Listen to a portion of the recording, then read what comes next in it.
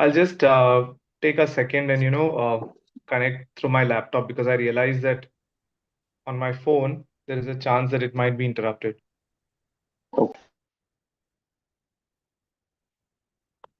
Yeah, you can continue. Just Welcome everyone to this month's WeCan Cancer Support Group meeting.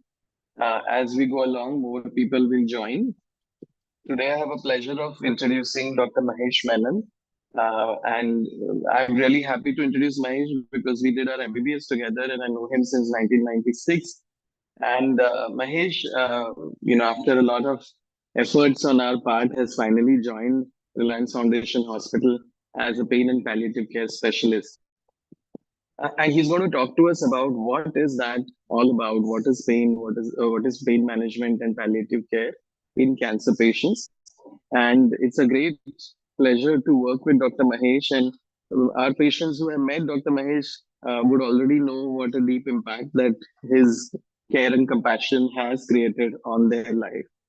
So thank you very much, Dr. Mahesh, for taking out time and joining this meeting today. Over to you.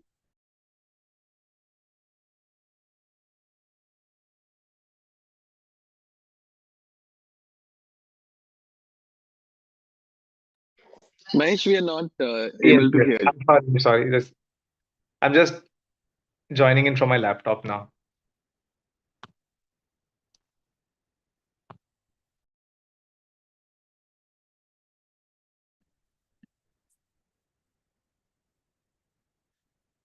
Hi. So thanks, Dr. Prasad, for this wonderful introduction. It's been a pleasure working with all of you because I see how you are very focused on the complete picture when it comes to people's experiences with cancer. Now, quick question: what is the normal language settings that you use? Do you prefer me to continue in English? Do you want me to do it in English, Hindi? Mohan, English. Mahesh, Perfect. English. Perfect. Because I was going to give you default options of Malayalam and Tamil, but I'll stick to English. So, hi. So, for those of us who haven't met before, my name is Mahesh Menon. I am a pain and palliative care specialist. I'm working in a nursing home right now in the middle. I visit HN Reliance Hospital and I'm doing the lead of pain and palliative care. I'm helping out with this particular domain of care. So, pardon any extra noises in the background because I'm in a hospital setup. I just came out of the operation theater. Now, the first thing that we notice in human history, if you think of any disease, is pain. And we we we generally think of hi. So the first thing we think of is pain. We think of only pain as a main issue in many people. And the first reaction that most of us have is we try to find out and we try to help. That is why when I try to explain my branch to people who come to us, I say we take care of pain, and they say that this is what every doctor should be doing, right? They say I take care of the suffering element. Oh, that is what all doctors should be doing. So the reality now today is medicine has grown so much and there's so much expansion in medicine. There's so much new knowledge that we are becoming more and more and more specialized and we're becoming experts at doing a lot of things. In some of these instances, for managing a symptom like pain, you may need specialized care. And that specialized care is done by people who have some training in what is called as pain medicine. Now, people ask me, pain medicine kya hai? For example, I remember once that someone had to come to my OPD, and when they came to the OPD and they met the security guard, and they said, "Where is Dr. Mahesh Menon?" So he looked and he said, "Oh, he's the painkiller, and he sits on so and so floor." And then this person goes and they meet the housekeeping person, and they say, "Where is Dr. Mahesh Menon's OPD?" So he says, "Oh, he's the pain cleaner." So people use words which help them make sense of what I do in pain management. And in this branch, we take care of pain not only because of the disease itself, but sometimes due to treatment related complications, even after the treatment is over, after cure is over, people still need to continue good pain management. I'll just ask the audience, do you know how many people have something called chronic pain? Normally, we know acute pain, which means if you have an injury, you get pain. This is acute pain. And in some people, there is something called as chronic pain, which means the pain may last in their body for more than a duration of 3 months, which is beyond the period of healing of a particular condition. If you just think of it, you will know that one person in our family who has this chronic knee pain, chronic back pain, chronic migraines, you will know that. So we have a small audience at the moment. I'll just ask roughly how many Indians, what percentage of Indians suffers from chronic pain? Any idea? I'll give two, three options. I'll give option one, like let's do a KBC session, except that there is no prize money at the end of it. So the option A, 1%. Option B, 10%. Option C, 20%. And option D, 50%. 50%. Oh my God, that's bad for the country and good for my business, but yeah, but that's a lot of options. So we'll just take that off. Unfortunately, Vidya Prabhaji, thanks for attempting. Galat jawab. Anyone else? Then obviously 30, not less than that, because I have two in my house itself. Arre baap re. So uh, almost. So it's close to 20%. So it's a good judgment, Vidya ji, because uh, you use that experience from your family members and then you extrapolate it. But they did a study. It's closer to 20%. So 1 in 5, technically, we'll have to, after post-COVID, we'll have to do a review because a lot of viral infections are accompanied by an increase in pain levels. So 1 in 5 people suffers from pain. And is it a simple issue? Is it like pain hi to hai? It's just pain. And one of the problems is what people miss is when they come to the OPD, whenever we take lectures, I tell my students, a lady who's coming with arm pain to the OPD is coming to us because the arm hurts, that is one. And more importantly, if she's the one who's cooking for her child, she's not able to cook more than 4 or 5 chapatis and make 4 or 5 chapatis and her arm starts hurting. So it's a very specific problem that they come to us with. People who come say, I can't do this, I can't do that. So the pain is not pain alone. It is also linked to a particular activity. I have people saying, doctor, I have back pain. I used to go for my morning walks. I can't go for my morning walks. And that morning walk was not just an exercise. It's the time when they meet their friends, they talk to people, there's socializing happening. So many domains of life are getting affected. Then we have these instances in our own families, in our own known group of people. There is a function or there is an occasion, and they say there is so and so, there is a function. You guys go, I will not come because I have pain. You know I have pain. I will rest at home, you go. So their social interactions reduce and then their mood becomes low. So chronic pain affects all the domains of your life in the sense it affects not just the pain itself, it affects appetite, it affects mood, it affects function, it affects social life. So there are so many aspects. And most importantly, repeated visits to the doctors. You're doing tests after tests after tests. It also takes a financial toll if you're not able to get the correct answer to your problem. So this is something that we call as the impact of chronic pain on life.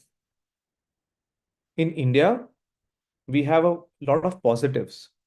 The first positive is that we still have a good social support system. In the sense, you will have someone or the other rising up to the occasion to help. You may feel, okay, there's nobody helping out or so and so, but there is still a lot of social integrity and we still have that. And it's a big skill and it's a big resource. The other positive is that we have a lot of spiritual strength in the sense there are a lot of people who lean on their spiritual beliefs that helps them cope with different problems. And then, of course, our doctors, the healthcare part, I've worked in different countries. And I personally feel that what we have in our city today, in our country today is fantastic. There's no doubt about the quality of services. Access is a different issue. Reaching the place, getting those treatment, that's a different issue. So we have a lot of positives in our country, which will help people who suffer with chronic pain. But barrier to chronic pain is in identifying it. So we don't identify it. If you don't identify it, you're okay. You don't address it, you don't treat it, because a lot of people bear the pain. And we are taught that if you bear the pain, it is good. My question to you is, how many of us think that bearing the pain is a good thing? How many of us will say that? Those who say bearing the pain is good, please say yes. Or you can unmute yourself. You can raise your hand if you have that function. Is it a good thing or a bad thing, bearing the pain? It's a bad thing. Bad thing. Yes, Vidyaji, why do you think, am I right? Your name is Vidya? Yes, yes. Yeah. Thanks, Uh, Vidyaji. Yeah, because when we start tolerating the pain over a Uh, period of time, our body or our mind will get acquainted to that, and I think that will give more damage to our body, because we will feel like for me, I have some pain after my surgery and everything. It's from last 5 years, but now even I started thinking sometimes that it's part of my this thing, but it may be doing damage inside which I am not aware of. Okay. I will wait for one more person to answer this. Anyone else? Anyone else? Vidyaji has participated. She has given us a great answer. Anyone else feels, is it good to bear the pain or is it bad to bear the pain? Anyone? Dr. Mahesh, I mean, I also want to share my experience here that, this is a huge problem in our practice that many patients say that, thoda dard hai, hum sahan kar lenge, humko dawai nahi chahiye. And it's a huge problem because, when you have so much pain and you're tolerating it, it affects your mental health, physical health. As Vidyaji mentioned, it may be doing some damage inside, and it's a challenge as a doctor to convince patients to take treatment for the pain. And I'm sure you must be really facing that brunt, but for us to even refer the patient to an expert like you sometimes is a Dr. Prasad, am I challenge, audible? because Yeah, yeah. as a culture, it's a challenge to convince patients to take painkillers. Agreed, agreed. So now we have Dr. Prasad has also mentioned this point. Now I will just give you the scientific aspect of it. When you have pain, the body has what is called as a stress response. And in the stress response, your blood pressure goes up. The body secretes extra sugar because we need sugar for energy. So the body pushes a little extra sugar. The heart rate becomes a little higher so that you are able to deal with these problems. So when you have chronic pain, over a period of time, people with bad blood pressure, their blood pressure issues worsen. People with diabetes, their sugar control worsens. So all of these things are there. And more importantly, people have bad sleep. They cannot sleep well. And if they cannot sleep well, their body recovery is affected. A lot of recovery, a lot of function is affected if they cannot sleep well. So these domains of life are affected. Their appetite is affected. If their appetite is affected, again, it takes a toll on their body. So bearing the pain sahan karna, bearing the pain, it's not a good thing for the body in the long term, because there is a reason. You cannot say, okay, I will just switch off the alarm. There is a reason for that alarm, and that alarm is doing something to us. So you cannot just ignore it. You have to do something about it. Now, when it comes to this particular aspect that Dr. Prasad recently mentioned, uh, Mr. Pratmesh Yadav is saying voice break ho raha hai. Let me just see if there's something wrong with my connection. Just bear with me.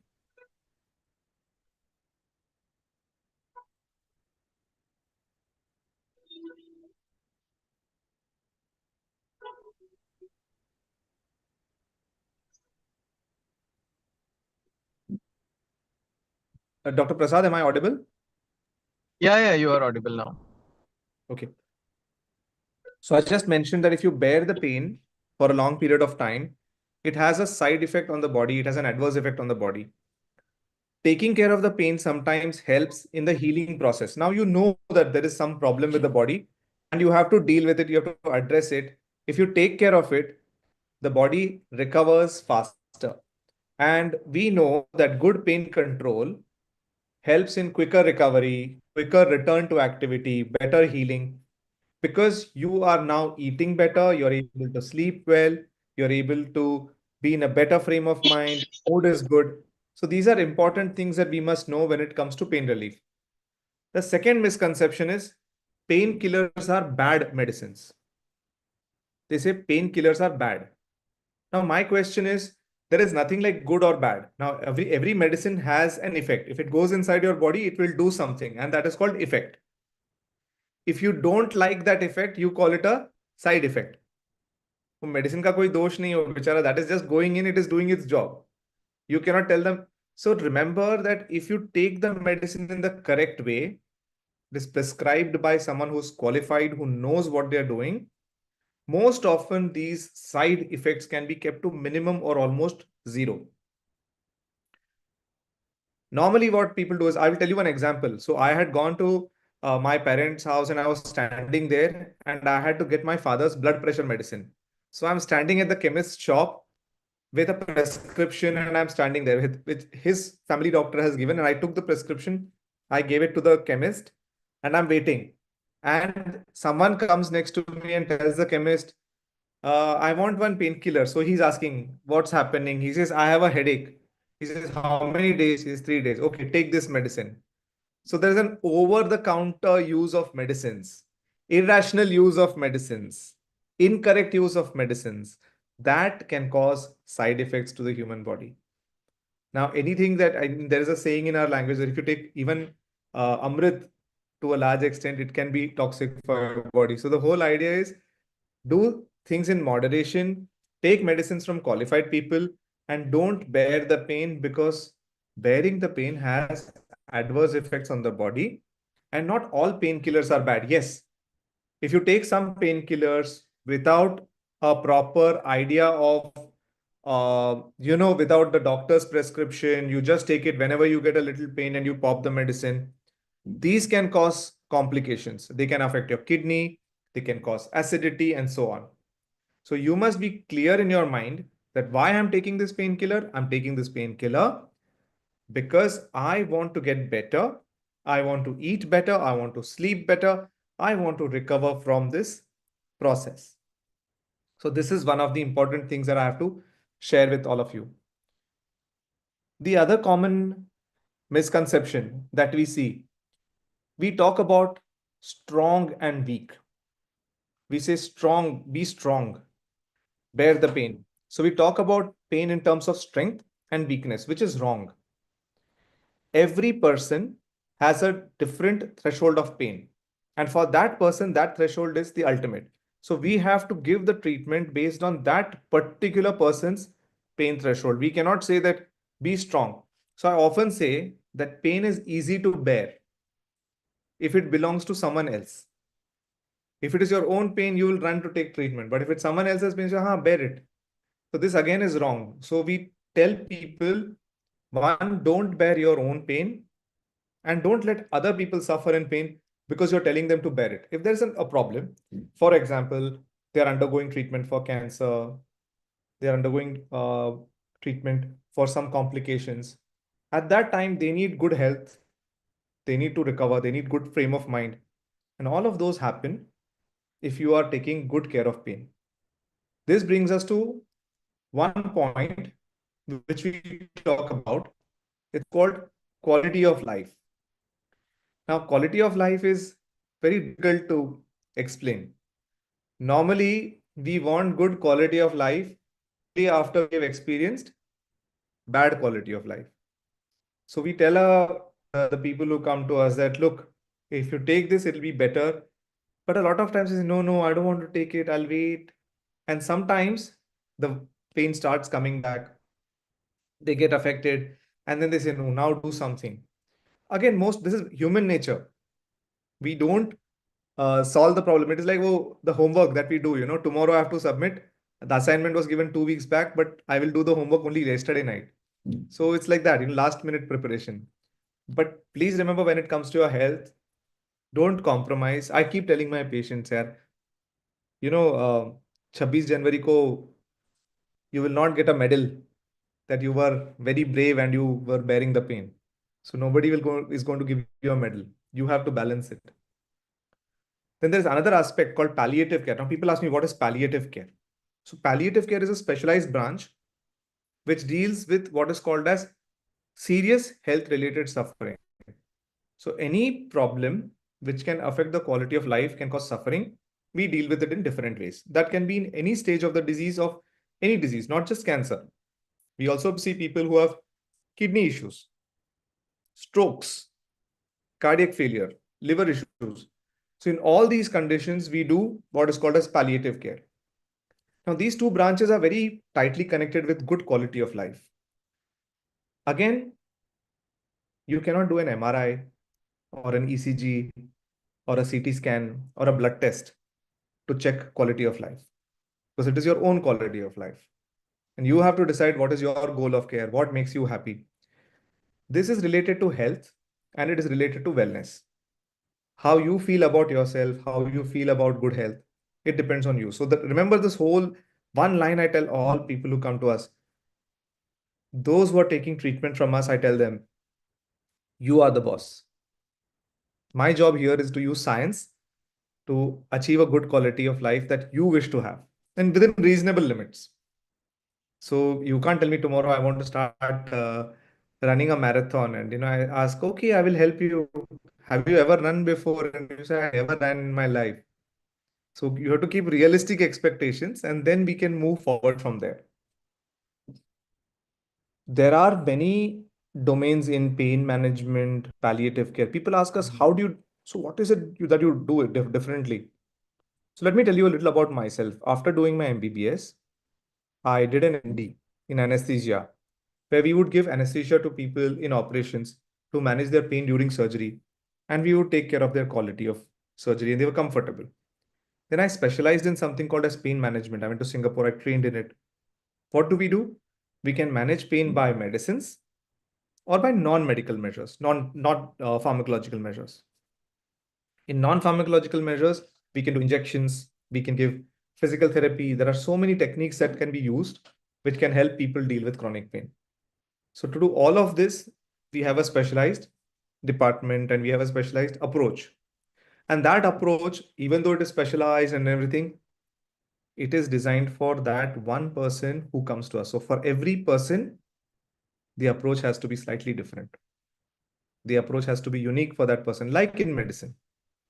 So this comes to the core topic of medicine, that what is it that we are ultimately trying to do? We are trying to get better and we are trying to live in a better way. If I get a diagnosis, like say, for example, someone says I have cancer. And then my purpose of life is not to permanently be like a cancer patient. Even when I'm healed from the disease, I've been cured, I'm now labeled as cancer. I used to have cancer. So the whole idea is such a big word. It attaches mentally and physically to us in different ways.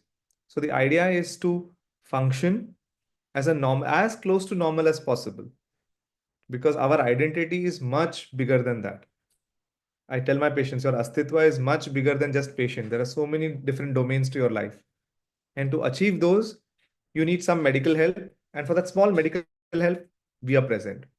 And that's not just me alone. It's usually a team. So we call it multidisciplinary team. Sometimes you might need to talk to somebody for it. That's where the counselors come in.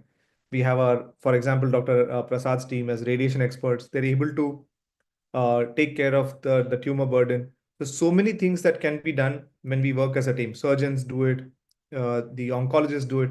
So with all of us working together, ultimate aim, good quality of life for that one person and for the family.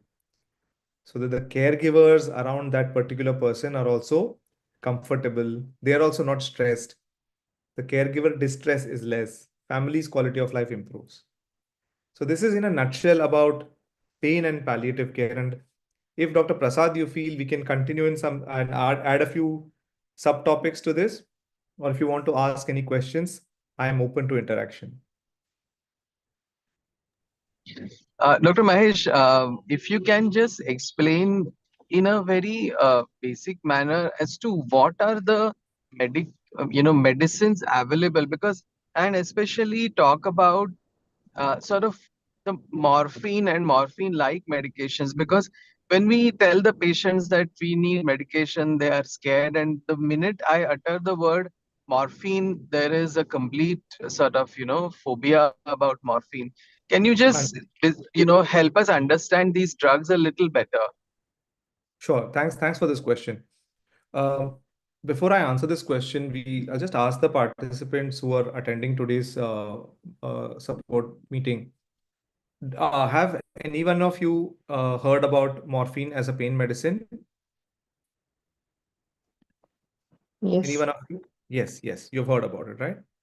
Okay. Yes, yes, of course. Yes, correct. We have all, so some people have heard of morphine, and morphine is caffeine, opium. Let me give you a small story first, and then I'll explain that. Imagine you are in Africa right now, 150 years ago. There is this British colonel who's out hunting because hunting is their pastime. So he wants to hunt. So he goes in and he's hunting big game. They call it big game, which is a lion. He wants to shoot a lion. So he's hunting. And he's heard of this lion, which is very dangerous. So he goes in there and he's trying to shoot the lion. And suddenly, from nowhere, the lion pounces on him. And the lion pounces on him and bites him in his shoulder. And when the lion bites him in his shoulder, he says, he survived, of course, and he wrote this story later, that the lion was playing with him like a cat plays with a small doll. So that's powerful. That's just a big, powerful bite. And he says, but incidentally, I did not feel anything when that was happening. When the lion bit him with its jaws and it's moving him, he didn't feel anything. His hunting crew came in and they shot the lion eventually, and he survived that. And when he went, he was doing dressings for it. He says when he reached his camp, after 4 to 6 hours, he experienced excruciating pain. He said, severe pain I got. And then later, you explain it with medicine. In our body, in our brain, there are small cells that secrete morphine, that is endogenous morphine which is secreted from inside for pain relief. So when you get hurt, when you bump against something, you may have some pain, but the body tries to adjust it and it secretes some chemicals which take care of it. It's called the endogenous morphine system. So we have that in our body. And that, he said that probably I got some pain relief because my body was secreting some of the chemicals to keep me pain free.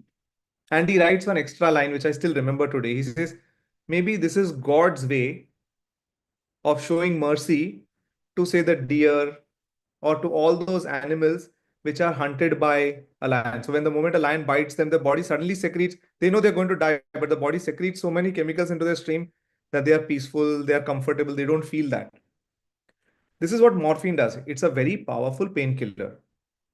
Morphine is found in our brain. The morphine receptor is found in our body. And morphine is found in plants. So it's actually there. It is designed. It's God's pharmacy. It is available there. Incidentally, our body also has cannabis. So the biggest party happens inside our head. So we also have cannabis in our head. And again, a small piece of information for all of us who are attending, that the researchers who worked on this, on the cannabis receptors, do you know what they called the receptor that works on the cannabis receptor? They called it anandamide, from the word anand in Sanskrit. So German guys, but they called it anandamide. And there is a chemical that works opposite to the cannabis receptor. They called it virodamide. So we have all these chemicals in our body which are working in different ways. So when people tell us that I'm afraid of taking morphine, we have to explain to them two things. One, your body is not able to deal with the pain, so we have to give you something extra to keep the pain under control. Why? I told you the reasons before. Because you need good quality of life, you need good sleep, good appetite, good recovery. Second part, will I get addicted to morphine? If you use it without the proper guidance, you use it indiscriminately, yes, there is a chance of addiction. That happens with everything. You need to use it in a way that takes care of the pain. And once the pain is under control, we will tell you how to reduce the doses and get off the medicine. This is the second part. The third part is that people think that this is something good or bad, which is not. It's, as I said, It's just a medicine. It just does its job. You need to be mindful that it can cause some other effects like constipation and so on, for which you need to give the appropriate medicine. Merely taking morphine tablets won't help unless you do it in a proper systematic way, like anything else. Same rule for blood pressure. You can't just randomly take a, Aaj I will take 2 extra blood pressure doses. No, you won't. So if you approach it like a scientific mind, you approach it with systematic approach, everything will be fine. So you have to use this way.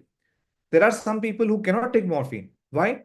Because they've had surgery around their mouth. So how do we manage those people who are suffering in pain?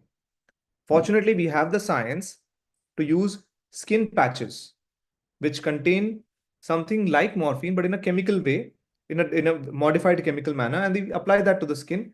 It's absorbed and it gives pain relief. So we have different techniques. There are lollipops, fentanyl lollipops, which can be used. There are so many ways in which pain management can be attempted. There are injections, of course, these can be used, but in hospital settings. So pain medicines, especially for the morphine family, is a different topic in itself. But the take-home message is, if it is used correctly, if it is used with in the right manner, it's very useful in many pain conditions. Most importantly, in cancer, we find that it helps those people who come to us. It helps to reduce their pain. It helps their recovery. I'll share this with one last example. A gentleman had come to my OPD for pain in swallowing because of radiation. Now, he said that I have pain because ulcers had formed, which is a normal effect. We know it and we give medicines. And he had not started any pain medicine. So he said, I'm going back. And he had remember very clearly, he was from Jabalpur. He said, I'm going back to Jabalpur tomorrow. That's it. Only the doctor has asked me to meet you, but I'm going back tomorrow. I'm going to stop my treatment. I said, okay, you stop your treatment. I respect your decision. You are the boss. So I'm going to give you a medicine. You take the medicine. You let me know how you feel. He took my prescription. I had prescribed it for him 2 weeks. And I forgot about it. 2 weeks later, he comes to the OPD. He's smiling. His family is smiling. He said, Doctor, he finished all his radiation sessions because the pain went away. The pain went away. He was able to eat better. He completed his treatment and he's cured. So the approach to a disease is not just related to one part of it. It's related to your quality of life and how we want to achieve all those domains. And fortunately, and today what we are doing, we feel we're doing a great job. It's going to get better. There are going to be smarter people coming. There's going to be better science coming in. And it's very exciting to live in these times because I'm sure a lot of us have been in a generation where we used to have MTNL phones. And now at that time, if I would have told my grandmother that I'm walking around with a device where I can call people far away, they would have laughed at me. Unless it's a walkie-talkie that you see in movies, but things have changed dramatically. Things have become so much better. I think it's a good time to live in, and I'm quite optimistic about the future as well. Any other points, Dr. Prasad, that you wish me to elaborate on? Or if any of the our Yeah, team let's has any ask for questions. questions. Yeah, if there are any.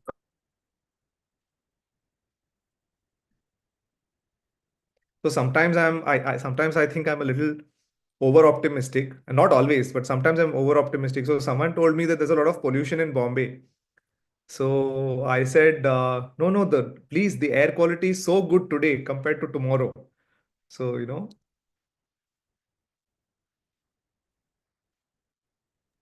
Indeed. Are there any questions from any of the participants?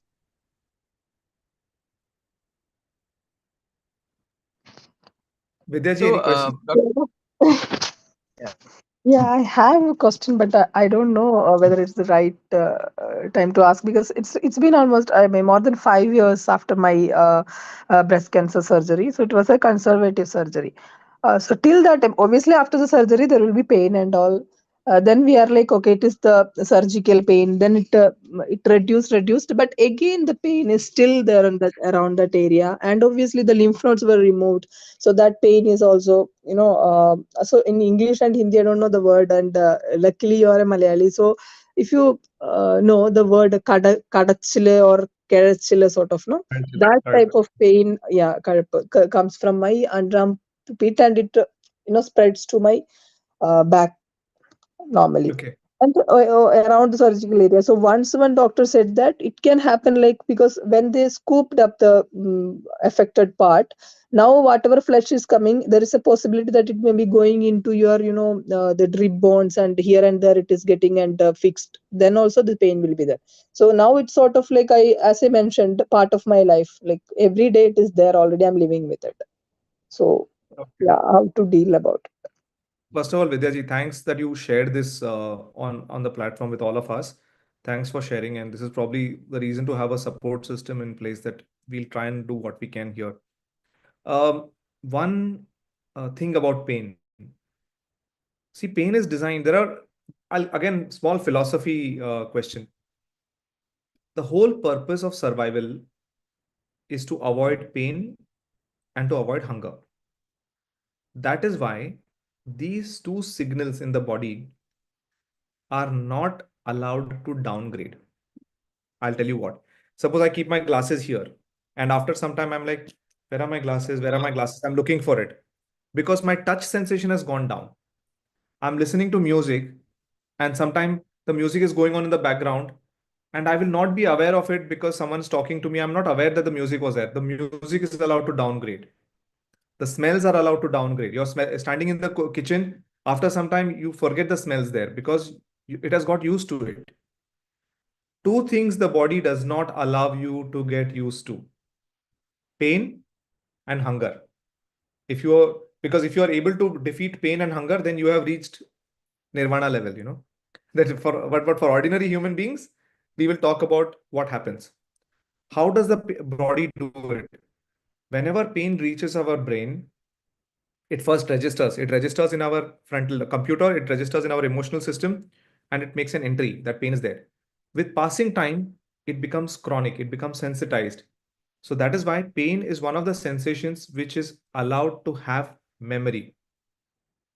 So pain can have its own memory from that area, and it has its own personality. So we have to remind people, especially some people who have diabetes, thyroid issues, we see that their bodies catch the pain a little faster. So we have, because I'll give you one example. Suppose you have a cold, you feel a lot of muscle aches and pains, and old pains start increasing. You have elderly people who will say, oh, the temperature is dropping, my joints are hurting.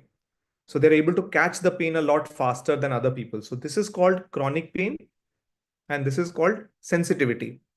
And the biggest example of sensitivity is that advertisement that they show. You drink something cold and you have that toothache. This is an example of sensitivity.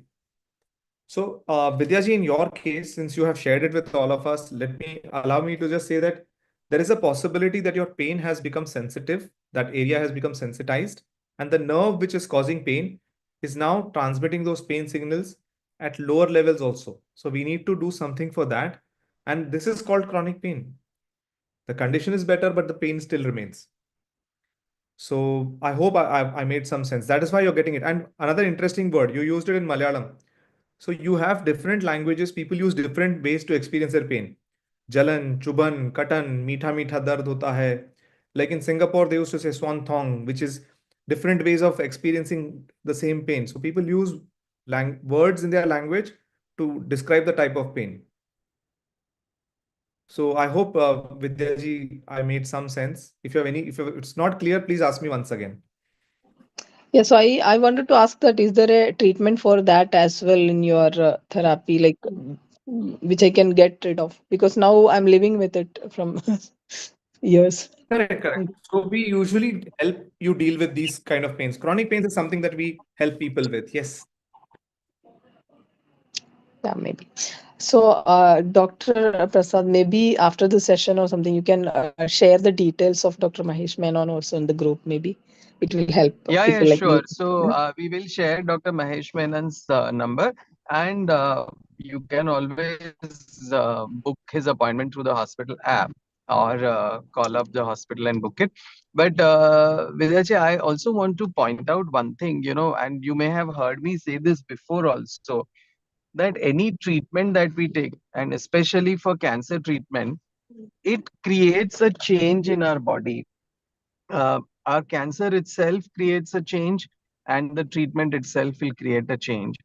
So, for example, somebody who has had a breast cancer surgery or a tongue cancer surgery, once the surgery is done, their body will be slightly different than what it used to be earlier. Then they take radiation, their body will be even more different than what it used to be earlier. So once the side effects and everything wears down, they reach a point which I like to call a new normal. That if we desire that we want to go back to how things were before I got diagnosed with cancer, that is in many cases a non-achievable goal. So we have to sort of deal with how do we accept the new normal and deal with it. Of course, the pain, if there is pain, then that has to be addressed, and we need to work on quality of life. But generally, there is a difference that we have to be pragmatic about what can change and what cannot change in our practice, and sort of accept that new normal. Yes, yes, I understand that, and I'm taking that also in consideration. That is, there are a lot of things which cannot be reversible. Though we tell people just to motivate that everything will be back to normal, you will be normal and all. As an experienced person, I can say that it is not going to be the same as earlier, and we have to go with it. But still, a few things. Now, whether it is like as Dr. Mahesh said, that if it is affecting my routine stuff, then there is a problem. Yeah. Has Dr. Any Mahesh other accidentally, questions? Yeah. has Dr. Mahesh accidentally dropped out of the call? I can't see him anymore. Oh, Yeah, yeah, he's actually, not. yeah, he is dropped out. Okay. I think But there must be anyway, I some. think we are close to the closing time. If he joins, I think his phone probably, the laptop may have died down or something. Yeah. No, I thought I saw him. He's back. He's He's back. back. Actually, he's back. He's back. Yeah. No, the network. But I heard some of the conversation between Dr. Prasad and Dr. And Vidya ji. So it's a balance because the body changes and we achieve this state where we are sensitive to pain. So the idea is not just to reduce the pain. The idea is to defeat the pain by doing all the things that the pain is not allowing you to do. So getting back to your normal. So we have different techniques. We give nerve blocks, we give medicines. We have a few things that we can do, but at least we'll try and help. We'll see if something can be done, and we'll see how it works out. Yeah, it's a possibility. Uh, the next question that we have on the chat box is from Smita ji. She heard about migrating pain. So if it's true, so there are two types of pains. One is pain which is fixed in one area, and then one pain which is radiating. So the source of pain is here, but it is radiating from there to somewhere else. And then there's a third type of pain, which is referred pain. So now referred pain is suppose you have some throat pain and you get your pain in the ear, or sometimes you have stomach pain and you get it somewhere here. So you have different areas. So normally I tell women also, women understand this the best because whenever they get periods and they get low back pain, that's an example of referred pain because it's coming in from the uterus area and it is reflecting in the back area. So these are all examples of referred pain. Pain is starting somewhere else, showing somewhere else.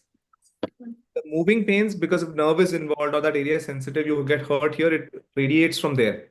And you have these waves of pain. And many times pain is fixed in one area. But interestingly, in arthritic conditions, in certain states, the pain moves. It moves from joint to joint. So some days they'll have pain here, some days they'll have pain there, some days they'll have pain there. So they'll have that. And in some people whose sensitivity is very high, they have what is called as widespread pain phenomena. They get pain in different parts of the body. They have pain in like a lot of parts. They have headaches, they have neck pain, they have back pain. So they come in, they say, I have pain here, I have pain here, I have pain here, I have pain here. Normally, in my OPD, I have a note. In that note, I ask them, mark the areas of your pain. So there is a map of the body, and they have to mark. I have pain here, I have pain here. So when someone like this comes to me, I said, okay, mark the areas where you don't have pain because it is easier. Otherwise, you'll color the full page there. Hmm. This is, of course, I'm making a small joke incident out of it. But to be honest, there are people who suffer from widespread pain. That can also happen. And it is not easily believed because everything is normal. They come to the OPD and they put the file, they're like, doctor, all the tests are normal. And I still have pain. So they So, feel so upset. They can't explain this, that it's so frustrating for them. So these are things that we see in our clinical practice, and we are here to help such complex conditions also. So I wanted to ask one thing, like you rightly said that sometimes the tests might be okay, but there might be a component of pain. Could it also involve perhaps a psychological component? Because in my OPD, we see a lot of, these psychosomatic cases which are triggered with untreated depression, anxiety, which does manifest as pain, and the pain is very real for people. It's not that it's नहीं नहीं kind of like, made up or psychology anything. नहीं नहीं नहीं नहीं नहीं नहीं psychology होता ही नहीं है mind. This is a common answer that you get. There's nothing like mind. There's nothing like psychology. होता ही नहीं है. So in India, the answer is I'm feeling. Why you're feeling sad? Be happy. Uh-huh. Don't be sad. This is like telling someone who is hungry, why are you feeling hungry? Feel like your stomach is full. No, you have to have a formal professional approach to it. As long as we can understand that, I always use a simple line that patients can understand.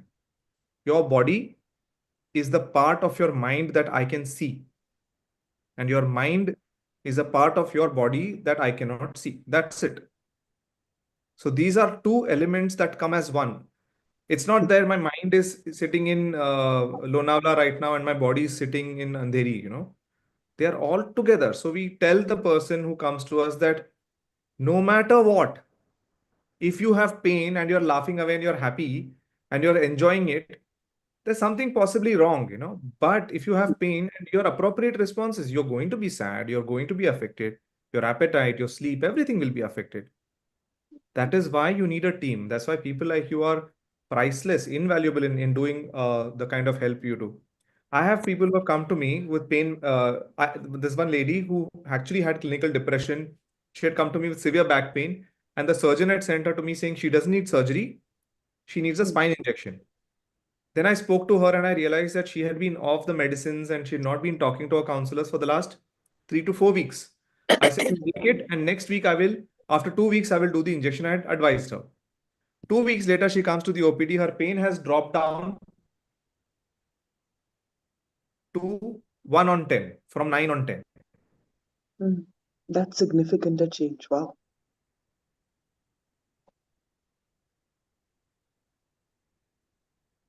That's a huge. So this impact, we underestimate the impact of psychology on pain. So I think we still have a long way to go when it comes to getting these. Right. Right. Right. Thank you so much. So we are nearing the closing time. Any other questions? Apologies for the unstable connection. Any other question? So I will be sharing, or Mazabin will be sharing Dr. Mahesh Menon's contacts on the group, as well as this meeting has been recorded on YouTube, and we will be sharing the link for that as well. So people who could not attend for whatever reason today can also see it offline. And please feel free to share it with your family and friends and other people so that they understand how to manage pain and what is palliative care better. So thank you very much, Dr. Mahesh Menon, for joining today and sparing your valuable time. And thank you for all the support that you Thank you. give to our patients. It's been amazing. Thank you. Thanks everyone for joining. Thank And you. we Thank you look so much, forward to Doctor. seeing you in December. Yes. Also, one very important announcement. So the December support group will happen a week before. So we will not be doing it in and around the Christmas. We'll be doing it a week before. I'll share all the details on the WhatsApp group as well as on the emails. All right. Thanks, everyone.